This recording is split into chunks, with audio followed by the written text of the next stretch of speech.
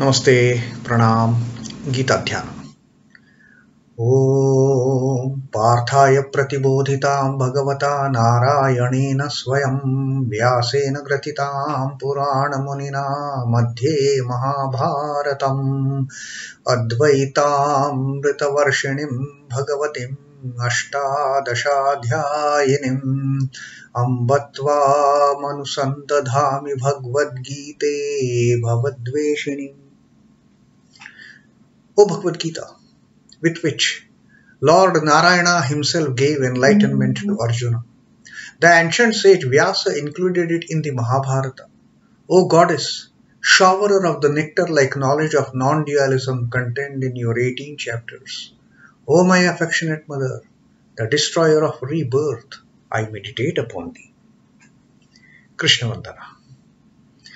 Vasudeva Sutam Devam Kansachanuramardanam Devaki Paramanandam Krishnam Vande Jagadguru. Son of Vasudeva, the slayer of Kansa and Chanur, extreme delight for Mother Devaki, O Lord Krishna, the supreme teacher of the universe, my salutations to you. Srimad Bhagavad Gita, the 8th Adhyay of Akshara Brahma Yoga, the imperishable Brahman, the chapter of yoga of imperishable Brahman. And Sri Krishna is telling us various ways and means of attaining the nirvana. And he is also telling us, categorically, he is telling us that if the souls, if the yogis, they don't happen to attain this nirvana, they are trapped in the cycle of transmigration. Birth, rebirth and death, rebirth and death. And Sri Krishna has given us several instances that whichever may be the loka after the soul leaves the body, after Jivatman leaves the body, in case that Jivatman doesn't attain nirvana, the Jivatman doesn't merge into the Brahman, the Akshara Brahman, the imperishable Brahman, the Parama Purusha, Divya Purusha, then he has to go through various lokas. Depending on his karmas, he will get into either in Patal or Mahatal or whatever. Or maybe if he has done very meritorious deeds, he may end up in the Brahmaloka. Now, Brahmaloka is, it is mentioned in the scriptures that it is the last loka for getting merged with the Brahman. It is very easy to merge from this Brahmaloka. But stay in the Brahmaloka also is a problem, Krishna says. That there come the day, again the Jivatmas, the unmanifest, they have to manifest. Come night, again they are dissolved and they are taken back into that stage of unmanifest. The bodies shed off, the bodies are dropped. But again, come day. So even in Brahmaloka, there is no escape from the transmigration. There is no escape from rebirth and death. So Krishna says the best thing is to aim for nirvana, to aim for mukti, to aim for moksha, to aim for merging with that Akshara Paramadivya Purusha. So that was Sri Krishna's teaching. It has been in these 22 shlokas that we have read. In the 22nd shloka, Sri Krishna told us, but that man, he can definitely attain Brahman if he follows the path of unswerving devotion. Ananya bhaktya. Ananya bhaktya purusha saha paraha labhyaha. Saha paraha labhyaha. The man or a woman for that matter, can attain that Brahman, can merge in Brahman and escape from this transmigration, provided follow the path of total devotion, total bhakti, ananyaya. That is, mind is not getting diverted to any other temptations then. It is only one the focused on one and only one Brahman. It is the unswerving devotion. The mind is not going here and there, going helter-skelter. I will worship this also, I will worship that also, I will worship this also. Then not like that. Then it has to be an-anyaya bhakti. And then Sri Krishna says, how is that Purusha to be attained? Where is that Purusha? That Purusha is not staying somewhere in the heavens or anything else.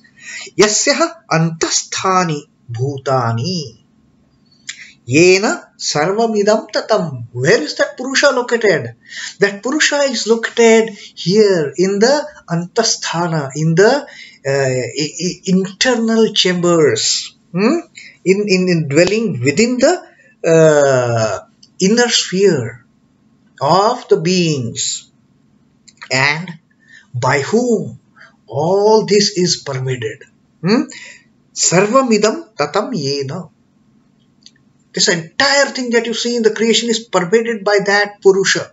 And the moment one has that unstinted, unswerving devotion towards that ultimate goal, towards that ultimate ideal, then that Purusha can be attained.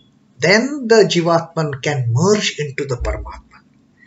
So that was 22nd shloka that Sri Krishna told us, and now from 23rd shloka till 26th shloka, Sri Krishna is going to tell us under what circumstances, when the soul leaves the body, when the Jivatman makes exit from this physical frame, under what circumstances these Jivatmans, they reach a stage of non-return, and under which conditions these Jivatmans, having left the body, they again return to take up another body.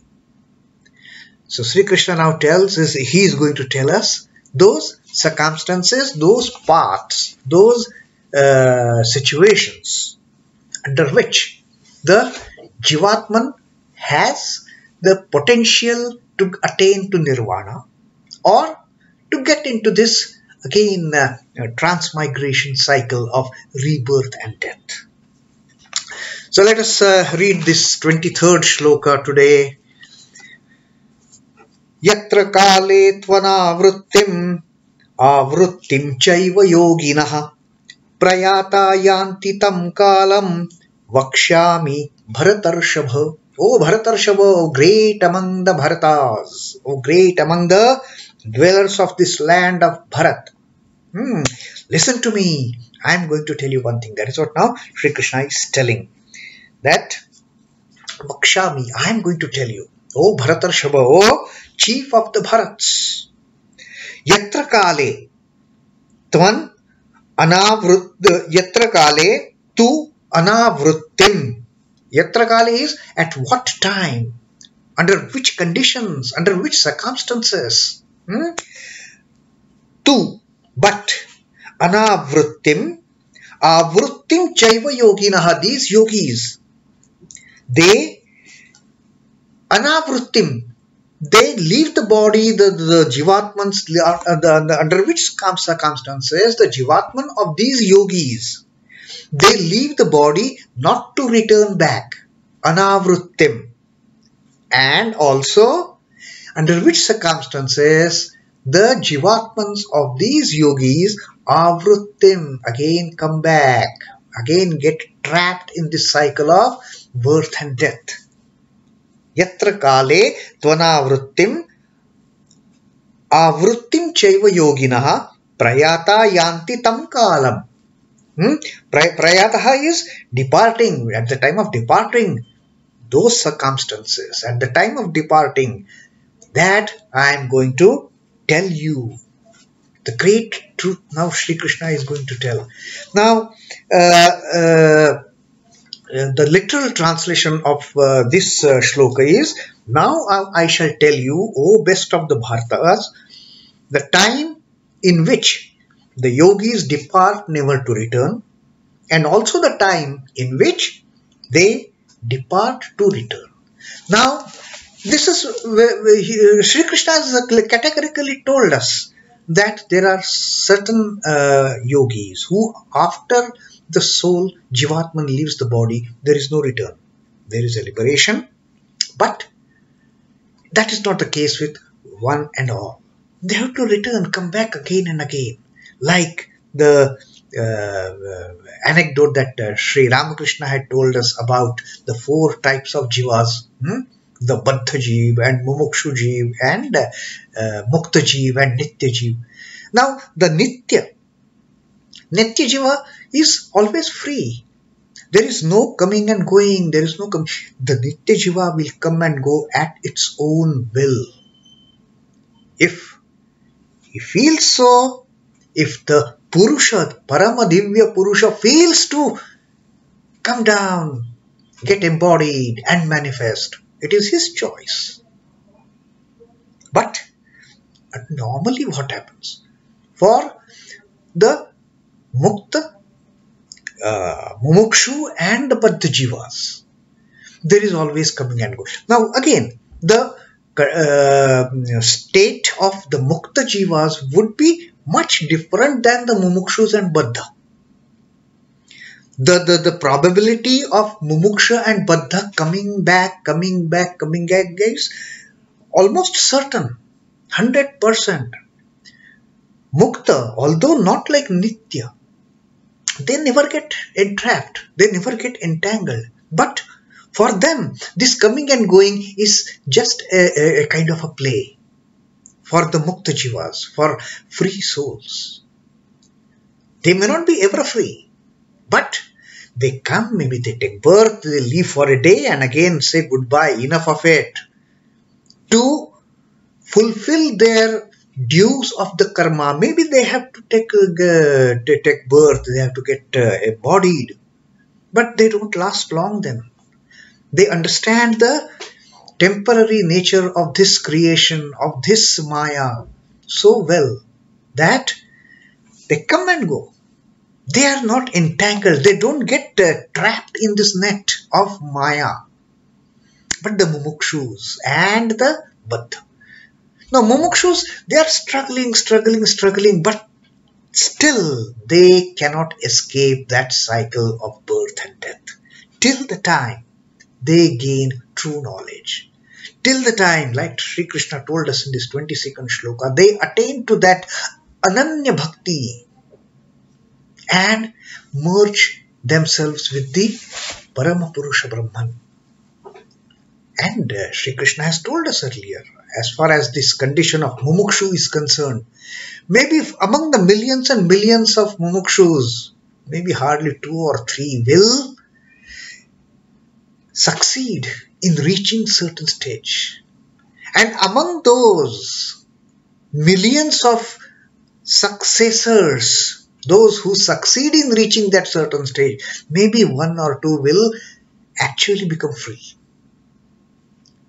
The remaining, they may have to reach that Brahma Loka that Sri Krishna had told us about. So that is the thing. And Baddha Jivas, I mean, there is the most pitiable condition.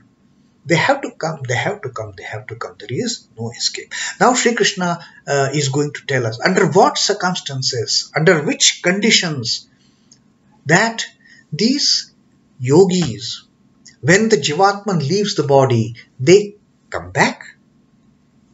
And under which circumstances they leave the body not to come back again. So that what Sri Krishna is going to tell us, that we will read from the 24th shloka onwards, 24th, 25th and 26th shloka. Who comes back, or rather who departs not to return and who departs to come back again. So that is the thing we will be studying next in the next 2-3 shlokas. Till then, Om Namo Bhagavate Vasudevaya. Sri Krishna Arpanamastu. Jai Sri Ramakrishna. Jai Thakur. Jai Ma. Jai Swamiji.